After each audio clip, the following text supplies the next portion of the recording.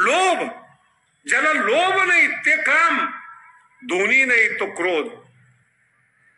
आणि जेव्हा सर्वेंद्रिय वृत्ती, कोण ना कोणतरी तुम्हाला सोया मारत असतं, कोण ना कोणतरी जखमी करत असतं.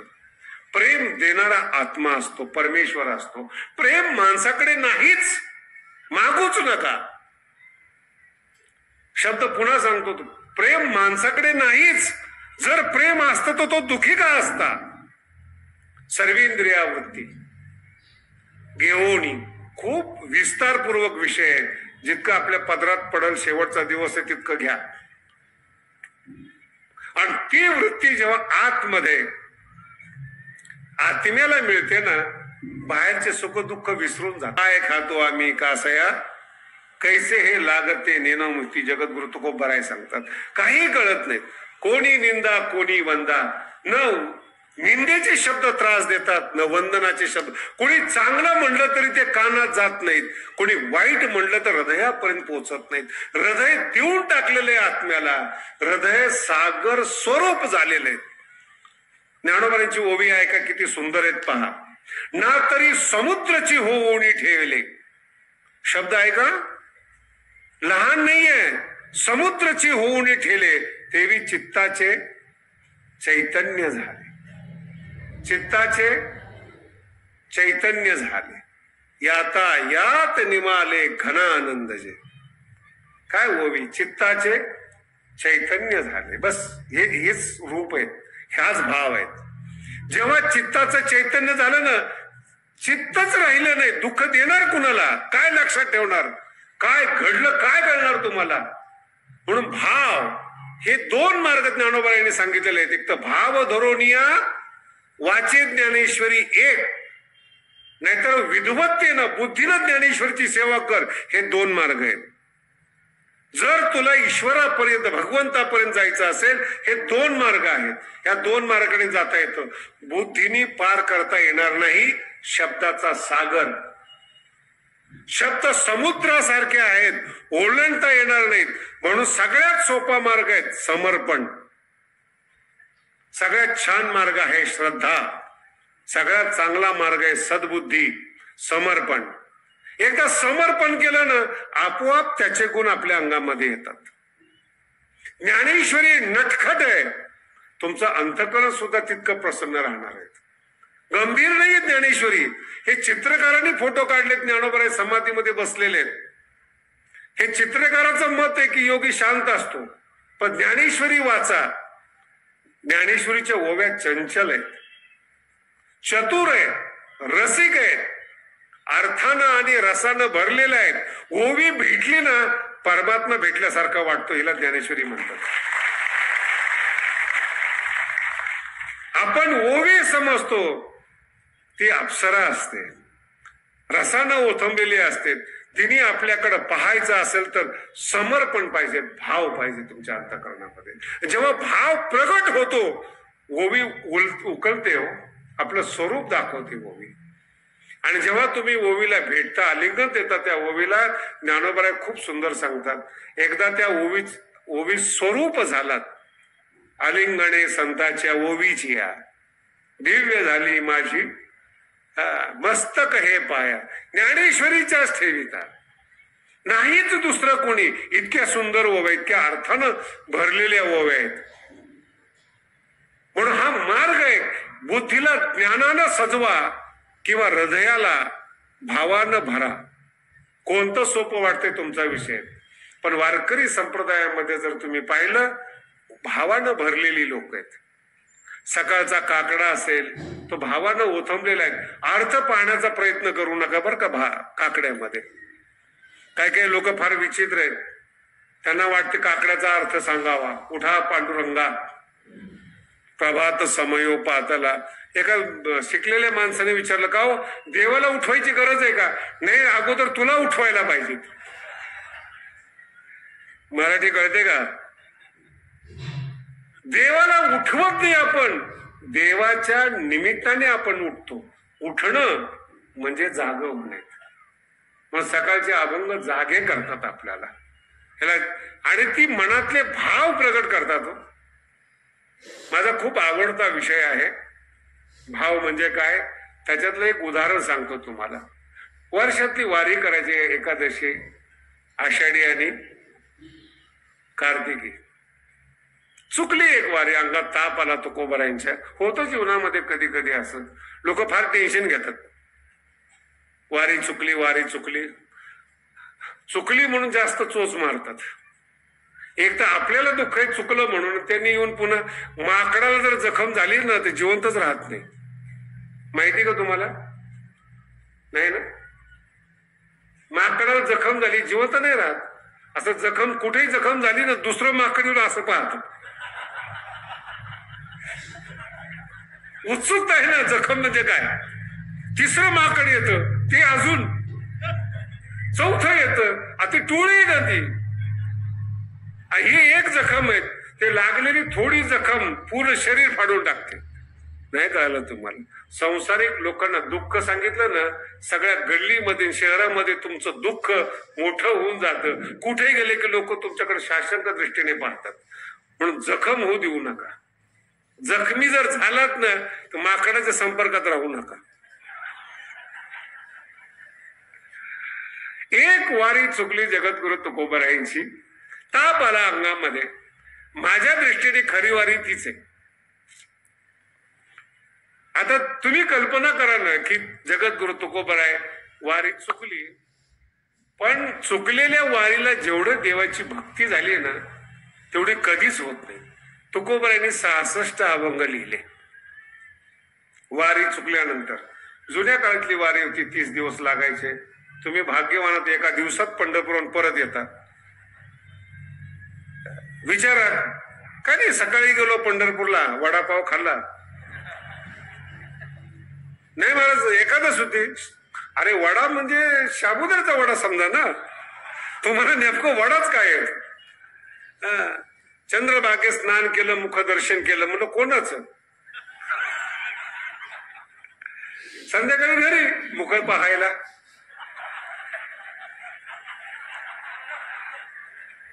एका दिवसात वारी नाही. त्या वारी आहे ना, ही माझा अर्थ समजून घ्या.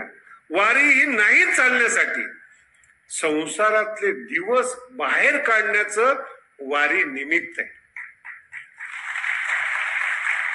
365 दिवस आपण संसाराला दिलेले आहेत. 20 दिवस संसारातले बाहेर काढतो, त्याचं निमित्त आहे ते. पोहोचायची घाई नाहीये. पोहोचण्यामध्ये जी उत्सुकता आहे ना ती मिळाल्यानंतर उत्सुकता राहत नाही. म्हणून ज्ञानोबारांची विशेषता, तुकोबारांची विशेषता सांगतो तुम्हाला. वारी सुरू झाली आणि पत्र लिहायला सुरुवात केली. हृदय पिळवटून टाकणारे शब्द आहेत. 66 अभंग आहेत तुकोबारांचे, पत्रिका या नावाने पिळवटून टाकले जातात. हृदय जसं काय असं वाटतं एक एक शब्द तुकोबारांच्या हृदयाला पिळून बाहेर आलेला आहे, भावानं भरलेला आहे. आणि इतके गोड शब्द त्याच्यामध्ये आलेत. देवा माझी वारी चुकली. ठीक आहे, शरीराने साथ दिली नाही, शरीर समर्थ नव्हतं चालण्यासाठी, मनाने मात्र मी येतोय तुझ्याकडे. आणि तुकोबारांचा अभंग किती गोड आहेत पहा. कोणा मुखे ऐसी ऐके न मात. हे बुद्धिमान लोकांना हे अभंग कळत नाही. त्यांना अभंग पाहिजे. सत्य ज्ञान अनंत गगनाचे प्रावरण, नाही रूप वर्ण, असे अभंग लागतात. हे आमच्यासारखे हे अभंग लागतात. कोणा मुखे ऐसी ऐके न मात. चाल तुझं पंढरीनाथ बोला होतो.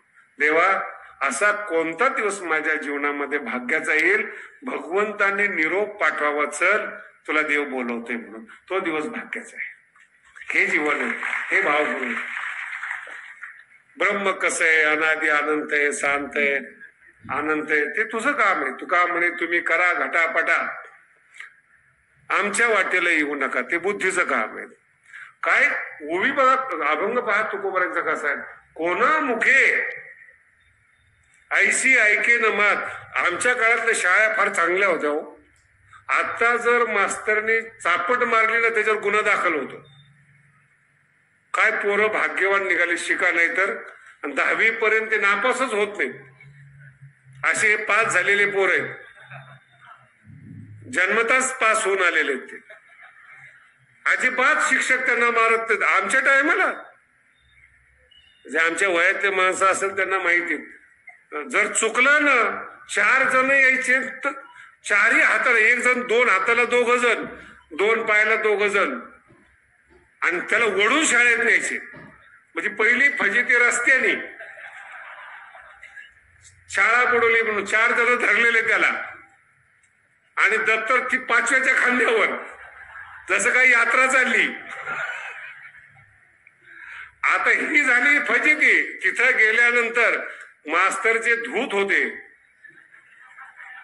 मारत नव्हते बर का, असे धूत होते, पोराची हिंमतच नाही मला शाळा बुडवायची. तो काय होता. आणि त्या काळात बुद्धिमान पोराची आठवण करणं की हा पोरगा शाळेत आला नाही, त्यालाच विद्या येते, त्यालाच विद्या कळते, ते विद्यार्थ्याचं भाग्य आहे महाराज, हे विद्यार्थ्याचं जीवन आहे. जगद्गुरु तुकोबराय म्हणतात, पंढरपूरला गेलेल्या माणसाकडून असा शब्द माझ्या कानावर ऐकण्यात यावा, कोणामुखे ऐसे ऐके ना मात. कानावर शब्द पण चाल तुझं पंढरीनाथ बोलावं, चल तुला भगवंत बोलतात. मग मी तापाची पर्वा करणार नाही. शरीर असमर्थ झालं हे सांगणार, देवानी बोलवलं ना सगळा ताप निघून जाईल. जे असमर्थपणा आलेला आहे तो सगळा निघून जाईल.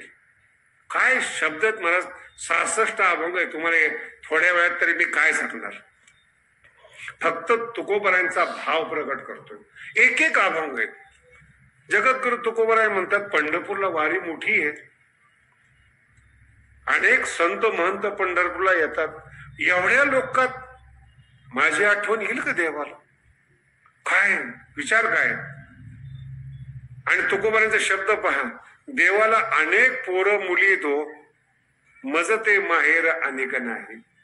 बापाला जरी अनेक मुली असल्या तरी मला एकच बाप आहेत, मला दुसरं माहेर नाही.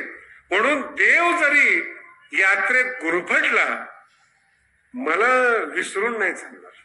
मज ते माहेर जगद्गुरु तुकोबराय म्हणतात अनेक नाही. रागही येतो प्रेमामध्ये.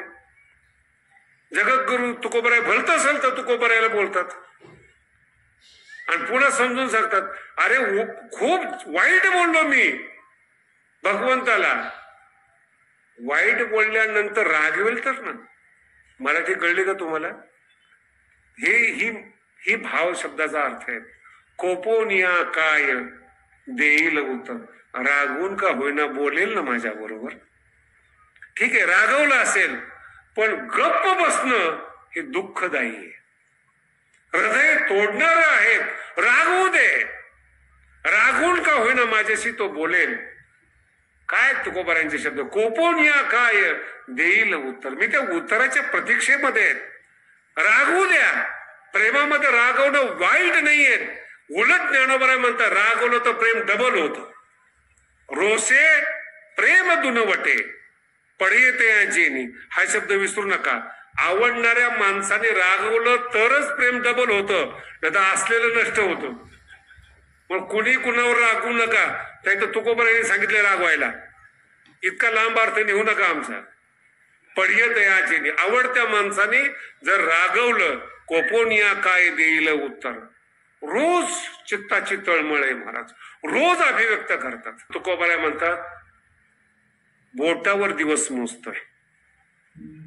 माझे वारकरी गेले असतील, माझा निरोप देवाला सांगितला असेल, तुकोबराय आजारी पडलेले सांगितलं असेल रोज. आणि आता माझे वारकरी द्वादशी सोडून पुन्हा आपल्या परतीच्या प्रवासाला निघाले असतील. हा भाव आहे.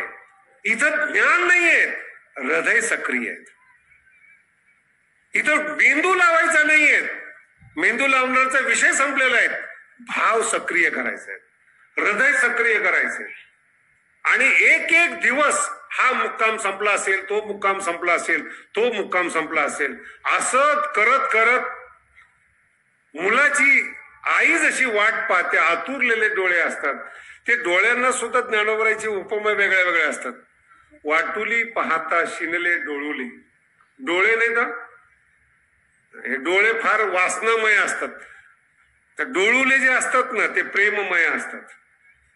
आई आपल्या मुलाकडे पाहत असताना असं वटारून पाहत नाही, बारीक करून डोळे पाहते. किती निरीक्षण असेल संताचं बघा तुम्ही. एकदम बारीक डोळे करते आणि निरीक्षण करते त्याच्याकडे. आणि जर कोणी एखादं न आवडतं असेल तर मग डोळे मोठे होतात.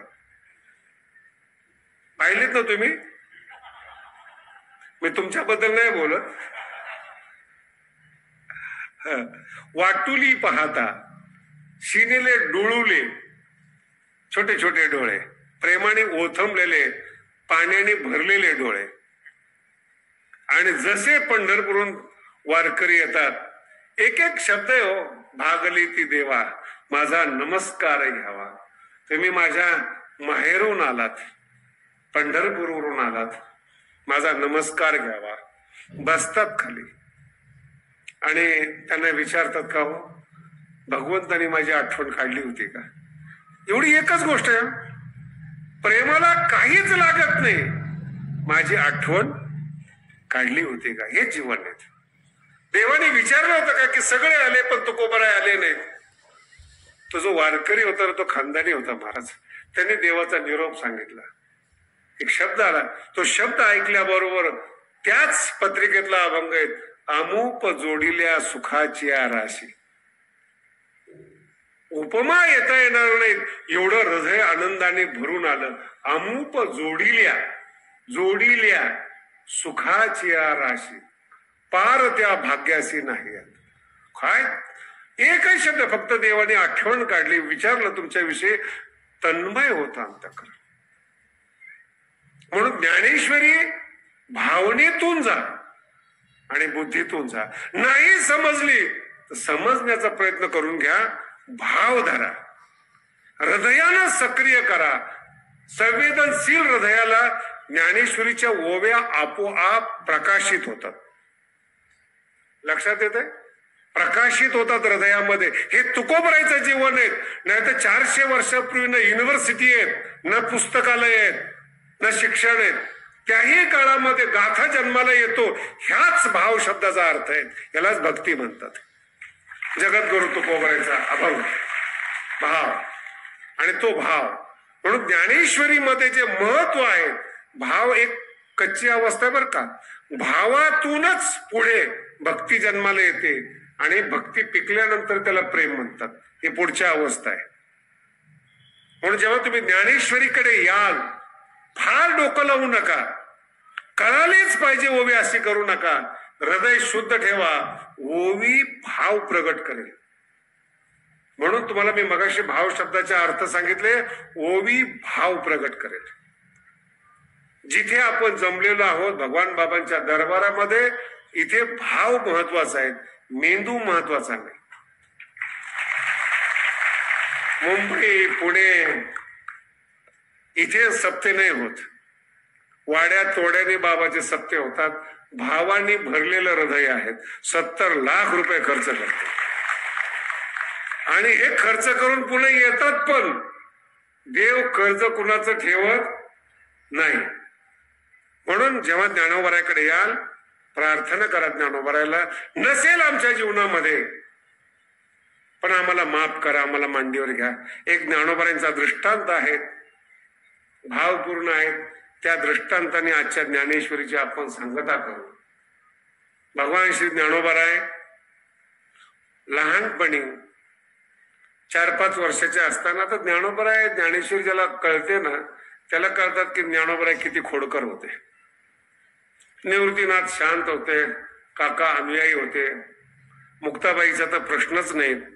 पण ज्ञानोबराय थोडे नटखट होते, चंचल होते. पावसाचे दिवस होते, सिद्धपेठात ज्ञानोबराय राहत होते. चिखल झालेला होता. रुक्मिणी माता 4 वर्षाच्या 5 वर्षाच्या ज्ञानोबरायला पकडायला जाते, सापडत नाही. आणि चिखलाने भरलेल्या जागेमध्ये ज्ञानोबराय जातात. थोडी कल्पना करा, योग्याचं शरीर. नामदेव महाराजांनी ज्ञानोबरायांच्या शरीराचं वर्णन केलेले. उगवला खांब कर्दळीचा गाभा, कर्दळीच्या आतल्या गाभाप्रमाणे ज्ञानोबरायांचा रंग होता. ते ज्ञानोबराय आपलं सगळं शरीर चिखलात भरवतात. सगळ्या अंगाला चिखल लागतो ज्ञानोबरायच्या. हसले तर फक्त दात चमकतात, इतका चिखल लागलेला. रुक्मिणी उभी होती, आई उभी होती. आई होते अजून अजून लाव चिखल, एकदाच लावून घे. पण सगळं झाल्यानंतर ज्ञानोबाला आई उचलते. काय भाग्यवान असतील हो, ज्याने महाराष्ट्राला उचललंय, त्याला उचलण्याची ताकद ज्या माऊलीमध्ये, ती किती श्रेष्ठ असेल माऊली.